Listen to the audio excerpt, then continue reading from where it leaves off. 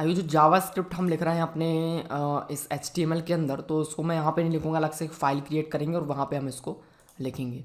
Okay, सो उसके लिए क्या करना है देखेंगे। सबसे पहले हम ये जो हमारा कोर्सेज है, ठीक है, इसके अंदर हम एक स्टैटिक नाम का फोल्डर क्रिएट करेंगे जहाँ पे हम सारी स्टैटिक फाइल्स रखेंगे। स्टैटिक फाइल मतलब जावास्क्रिप्ट एंड CSS। ओके, सो ये जो कोर्सेज फोल्डर है, इस फोल्डर के अंदर मैं एक नया फोल्डर क्रिएट करूँगा। सो यहाँ पे मैंने एक नया फोल्डर क्रिएट किया। फोल्डर का नाम मैंने रखा स्टैटिक। इसके अंदर स्टैटिक फाइल्स हैं। सो इसके अंदर एक और फोल्डर मैं क्रिएट करूँगा जावास्क्रिप्ट के लिए, मैंने JS क्रिएट किया। इसके अंदर अगेन मैंने स्टैटिक पे क्लिक किया, एक और फोल्डर क्रिएट कर रहा हूँ मैं CSS के लिए। तो अभी सिर्फ जावास्क्रिप्ट है, तो एक जावास्क्रिप्ट फाइल क्रिएट कर लेते हैं हम कोर्स पेज के लिए। सो जावास्क्रिप्ट फाइल में यहाँ पे मैंने अगेन एक फाइल क्रिएट किया। इस फाइल को मैं नाम दे देता हूँ, मैंने कहा course_page ओके, ये मैंने जावास्क्रिप्ट फाइल क्रिएट किया। इसके बाद ये जो स्क्रिप्ट के अंदर जो भी लिखा मैं इसको वहाँ पे मूव करूँगा, तो उसको मैंने यहाँ से कट किया एंड course_page.js मैंने इसको यहाँ पे पेस्ट कर दिया। ओके, नाउ इसे हमें अपनी फाइल में लिंक करना है। सो इसे लिंक करने के लिए सिंपली हम स्क्रिप्ट टैग का यूज़ करते हैं और स्क्रिप्ट टैग को यूज़ करने के बाद उसको हम ऐड कर देते हैं। तो जनरली हम क्या करते हैं, जो जावास्क्रिप्ट है उसको हम लास्ट में ऐड करते हैं, ठीक है। तो course_page.js है, उसको मैं लास्ट में ऐड करूँगा यहाँ पर। तो मैं यहाँ पे एक स्क्रिप्ट क्रिएट कर लेता हूँ। स्क्रिप्ट में मुझे यहाँ पे src पास करना है, तो यहाँ पे मैंने पास किया src। नाउ इस जावास्क्रिप्ट का जो हमें यहाँ पे src जो पाथ है वो यहाँ पे ऐड करना है। तो पाथ ऐड करेंगे, हमारा अभी पाथ क्या है, स्टैटिक फोल्डर के अंदर है। तो मैं यहाँ पे जस्ट लिख देता हूँ /static/JS/course_page.js। ओके, नाउ सेव करते हैं, इसको टेस्ट कर लेते हैं एक बार क्या होता है इससे। नाउ पेज को मैंने रिलोड किया और अब मैं इसको अगर रिलोड यहाँ पे करता हूँ तो ये देखो कि काम करना इसने बंद कर दिया। ऐसा क्यों है देख लेते हैं। तो यहाँ पे देखो एक एरर भी आया है, जो जावास्क्रिप्ट फाइल है वो यहाँ पे नहीं मिला, या फिर 404 एरर आया, मतलब कोई फाइल है वो नहीं मिला, ठीक है। तो यहाँ पे हमें थोड़ा सा कन्फिग्रेशन करना पड़ता है जब भी हम कोई स्टैटिक फाइल यहाँ पे सर्व करते हैं, तो उसका क्या कन्फिग्रेशन वो देखेंगे। सो गूगल में आएंगे और यहाँ पर हम सर्च करेंगे static files Django. Okay, so first ही लिंक हमको मिलेगा मैनेजिंग स्टैटिक फाइल्स, इस पर क्लिक करेंगे। ना ये रहा। यहाँ पर आपको क्या करना है, स्टैटिक URL आपको सेट करना है सबसे पहला काम। तो स्टैटिक URL सेट कर लेते हैं। सो वापस आएंगे अपने सेटिंग्स फाइल में ना, यहाँ पे मैं सर्च करूँगा settings.py ना, यहाँ पर हमको सेट करना है स्टैटिक URL। तो ये पहले से सेट है स्टैटिक।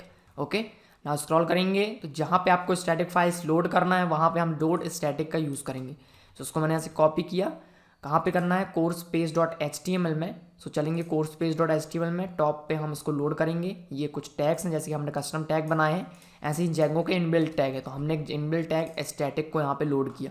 अब इस स्टैटिक को यूज़ कैसे करना है, तो जहाँ भी आप src देते हो वहाँ पे curly bracket open close %, then static लिखने के बाद आपको अपने फाइल का पाथ देना है, ठीक है। तो स्टैटिक फोल्डर के अंदर है अगर, तो स्टैटिक फोल्डर के बाद जो पाथ है वो आपको यहाँ पे पास करना है। तो इसको मैं यहाँ से कॉपी कर लेता हूँ। देन यहाँ पे हमने पाथ दिया है यहाँ पर, तो यहाँ पर मैं यूज़ करूँगा इसका, तो इसको मैंने यहाँ से रिमूव किया, यहाँ पे हमने ये पास किया। स्टैटिक के बाद आपको स्टैटिक फोल्डर के अंदर वाला जो पाथ है वो यहाँ पे पास करना है। सो उसके अंदर क्या है, स्टैटिक फोल्डर के अंदर डायरेक्टली JS फाइल है, तो JS/course_page.js इस तरह से लिखेंगे ना। हमने इसको सेव किया, वापस आते हैं। इसके आगे क्या है, fourth step, store your static files called static. Okay, तो हमारे ऐप में हमने एक स्टैटिक फोल्डर बनाया हुआ है। फॉर एग्जांपल दिया है कि अगर आपका ऐप नेम है फिर स्टैटिक फिर ये किया हुआ है, तो इन्होंने क्या किया, स्टैटिक के अंदर एक और फोल्डर क्रिएट कर दिया हमारे ऐप नाम से। तो हम भी ऐसा कर लेते हैं, उससे सही रहता है। सो जो स्टैटिक है इसके अंदर मैं अपने ऐप नाम से एक फोल्डर क्रिएट करूँगा। सो मेरे ऐप का नाम है कोर्सेज। सो यहाँ पे मैंने कोर्सेज क्रिएट किया और जो JS और CSS हैं मैं इसको कोर्सेज के अंदर शिफ्ट करूँगा। तो ये मैंने उठाया और इसको मैंने कोर्सेज के अंदर मूव कर दिया। ओके, ना यहाँ पे हमने कहा JS के अंदर course.page नहीं है, यहाँ पर है courses/js। ओके, courses/js/course पेज, ये हो गया पाथ, सेव किया। इसके बाद और आगे चलते हैं, ये हो गया परफेक्ट है। इसके बाद यहाँ पर आपको एक और कन्फिग्रेशन करनी है आपके URL पैटर्न्स में। तो उसको मैंने अगेन यहाँ से कॉपी किया, urls.py में आएंगे। यहाँ पे आपको करना है URLs पैटर्न एक लिस्ट में इसको ऐड करना है। तो यहाँ पर इस तरह से ऐड ना करके मैं और आगे इस तरह से भी कर सकता हूँ। मैंने कहा URL पैटर्न्स प्लस इक्वल, मुझे इसमें ये ऐड करना है स्टैटिक फंक्शन को कॉल करके, यहाँ पर settings.static URL then settings.static root। Perfect है। नाउ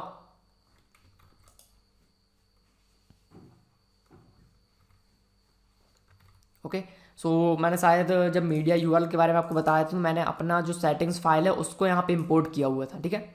सो उसको भी इंपोर्ट कर सकते हैं, बट अगर आपको यहाँ पे सेटिंग्स डेवलपमेंट मोड पे करना है स्टैटिक फाइल सर्व, तो आपको django.conf से सेटिंग्स को इंपोर्ट करना है।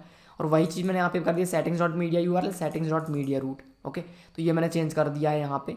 तो अगर इस तरह से प्लस नहीं करना तो उसको भी मैं नेक्स्ट लाइन में शिफ्ट कर सकता हूँ, तो उसको मैं नेक्स्ट लाइन में शिफ्ट कर देता हूँ और मैंने यहाँ पर लिखा URL पैटर्न्स प्लस इक्वल। ऐसा क्यों? क्योंकि जो स्टैटिक फंक्शन है ये हमको एक लिस्ट रिटर्न करता है और लिस्ट के साथ मैंने दूसरा लिस्ट को प्लस किया हुआ है और उसी मैंने असाइन कर दिया, ओके। तो इस लिस्ट में मैंने और आइटम्स अपेंड किए, इसका मतलब ये है, ठीक है। ये दोनों चीज़ें आपको करने के बाद चलेंगे हम अपने पेज में, पेज को करेंगे रीलोड। तो यहाँ पर देखेंगे जावास्क्रिप्ट ने अपना काम किया ना। अगर मैं नेक्स्ट लेफ्ट क्लिक करके व्यू पेज सोर्स पे क्लिक करता हूँ और लास्ट में जाते हैं हम यहाँ पे, तो ये रहा जावास्क्रिप्ट हमने यहाँ पे ऐड किया है, ओके।